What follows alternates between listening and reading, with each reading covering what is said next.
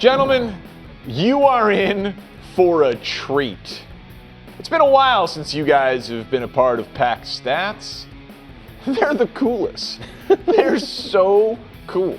And it felt like it was time to do a little NBA edition of Pack Stats as we come out of the All-Star break. How do you know that the stats are cool? Because they come, Willie, in a briefcase. And does anyone look cooler than me? This is a lot. Like I've seen you in a suit, but this is ultra cool Danny P. So you're saying it's too cool? It may be too cool. Impossible. And the lights. Impossible. It just got cooler. But you know what else is cool? What's that? Aliens. Woo! Victor Wembanyama. He's an alien. How do I know that? The Joker, Nikola Jokic, at the All-Star game asked him to sign his jersey, and he wrote his name, and then he was like, can you put the little alien? Look, it's a true story. That's the Joker asking Wemby to sign his autograph with the alien logo. That's how you know it's real. Aliens are cool. I don't know if there's believe in anything aliens. tougher than that. Right? That is pretty badass. Hey, I'm the best player in the world, but can you please sign your name as an alien? And you can draw. And I don't know if you've been on the internet, but someone, former president, confirmed aliens are real. Victor Wembanyama, he is dominating already. Yes. Top 5 player in the sport, but not just with his stats, with wins. The Spurs are 7-1. This is a pretty cool stat. Against top 3 seeds in each conference. Everybody knows, and it's gotten a lot of attention, that they're 4-1 against the Thunder, but they're also 1-0 against Willie's Knicks. They're 1-0 against the Celtics, and they're 1-0 against the Nuggets. And they play the Detroit Pistons, the other top 3 seed that they haven't played yet. They play them on Monday. I believe that this is a sign that they actually can make a legitimate run in the playoffs. What say you? Yeah, they definitely can. The thing about watching this team is they're so young. I feel like they still don't play through Wembanyama the way that I would think that they should play through them. And again, this is me, but when you have a guy who is just unguardable. Brew feels the same way. Brew wants him to get a lot, like higher usage, more touches, that sort of thing. And he should. He's deserving. They share the ball almost too well. And I know that sounds strange. They have the depth, they obviously have the talent, but when you have a guy who is literally an alien, something we've never seen, you play through that until you need other things, and knowing that you have those other things. Now, this is a good team. They have depth. They can shoot the ball. They can go inside and out. They got guys that can create their own shot. Like, they have a lot of things that are going to allow them to make a deep playoff run, and he's obviously one of the most important pieces. Yeah, I agree, Greg. I mean, Wemby's a cheat code, hands down. I also believe right now, you talk about youth, that's the only thing I've seen them really kind of stubbing their toe on, that the fact that they don't have youth going against a veteran outfit like the Denver Nuggets or possibly OKC.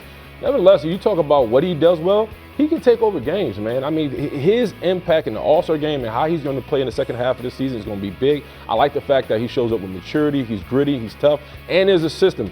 I think the fact that the Spurs have an option. They can run through a system or they just give him the ball and let him eat. I think he's a big-time player. There's an old adage, right, that you have to, like, crawl, walk, run in the NBA. You got to make the playoffs, then you got to maybe win a series or two before you're ready to, like, break through. And I think that is, like, a totally reasonable thing, and all of NBA history belies it. But he's 7-7. Like, you know, like, if he's 7-7 and no one can solve him, I don't know how good they can be this quickly, because I think Dylan Harper is also exponentially getting better as you watch him play. They are a very scary team, and they have come to play against the best teams in the league. The lights are getting me.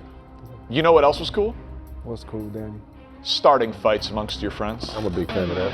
I know you are, Willie. You got in a lot of fights. Well, I'm going to start a fight with these two gentlemen here on the desk, because Willie's New York Knicks have a real problem with Greg's Detroit basketball Pistons.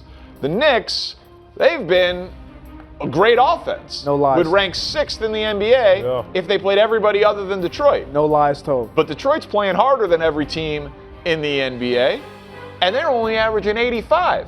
Open the second half of the season, I should say, tomorrow night. Knicks Pistons Part 3. Jalen Brunson has really struggled in the couple of games against Detroit so far this year. Willie, how do you explain this cool stat? Well, listen, it's unfortunate we tend to struggle against the Pistons. Tonight's going to be a big game. We'll see how we respond coming out of the break. Nevertheless, man, I talked about it a little bit yesterday. We need Cat to show up. I like that we've added more defense. I think the biggest key for the Knicks is we got to push the pace, right? I think we got to get to them before they get back with that help defense they show up with. I'm a big fan of Brunson, but sometimes the ball can get a little stagnant with him. If we can get Mikal Bridges, OG, and all those guys back into play as a team, we have a shot right now. But listen, I credit Detroit. They're really good, man. Yeah, well, so this is what it is, Danny. This is for you, Greg. Detroit plays a physical brand of football. Everybody wants to start to say, football, basketball. Football, basketball. I hear you continuously saying they play hard. They play hard. They're playing harder than everybody. Yeah, that's just who they are. No.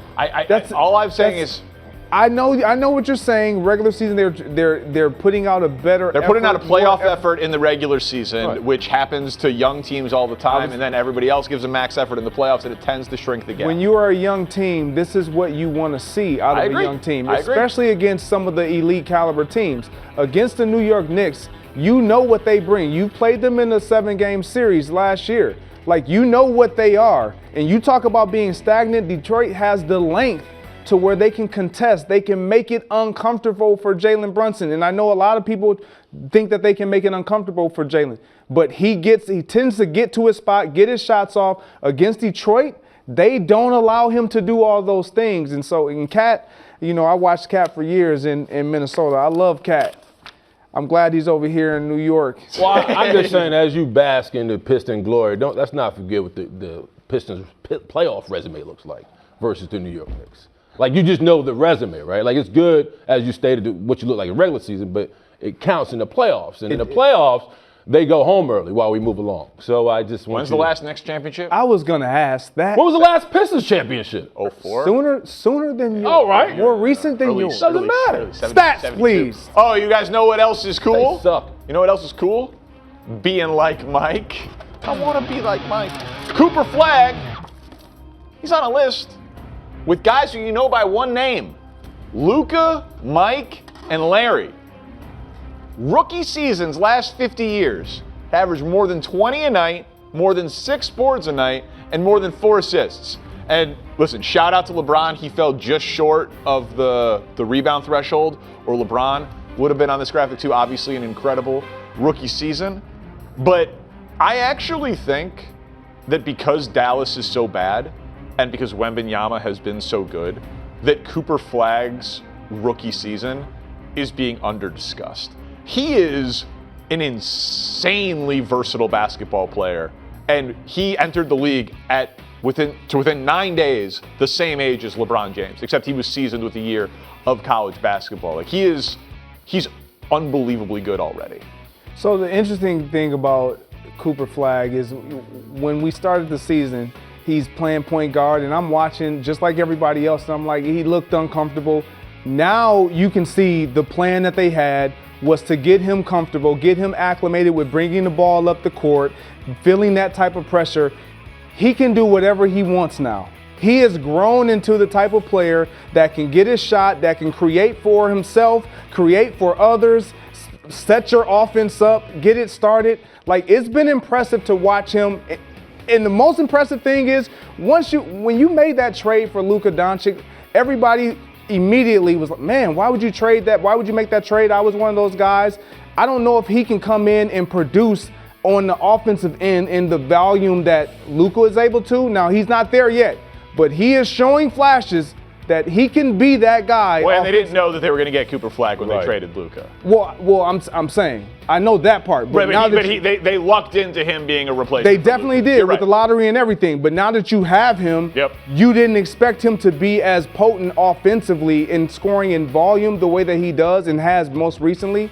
Like, he has been special. Well, I agree with you. I think I've been watching him since he's been in high school. I mean, it was well documented when he played in that scrimmage game against the USA team when LeBron and them was there, that he showed up in a major way.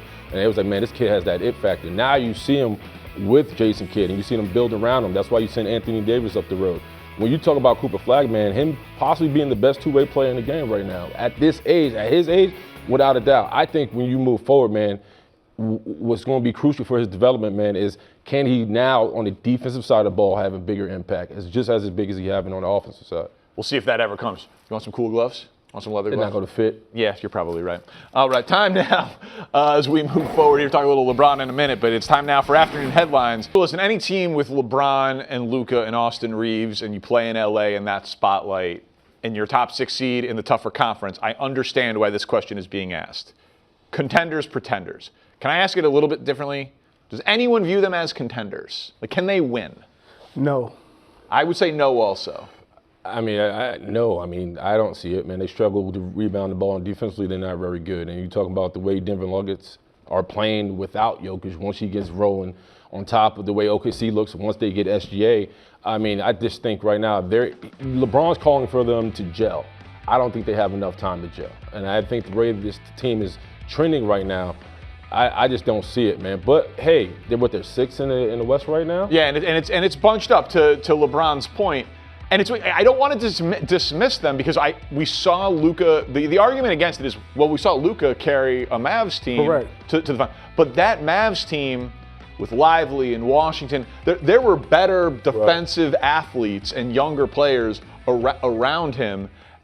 The only path for the Lakers, and it's not completely unreasonable to win a series to disrupt some things, is I feel like they have to be the best offense in the sport. But I don't think LeBron believes that, right? Like, you got bounced by OKC. If you took roster to roster, they can't even hold up with OKC. They're younger, way more ranged. Defensive SGA is being compared to Jordan at this point in his career. Like, it's just night and day. So the hard part with the Lakers is once you get past Luka, Austin Reeves, LeBron, you don't have guaranteed buckets. You don't have the depth. When you look at it, we know the depth that OKC has.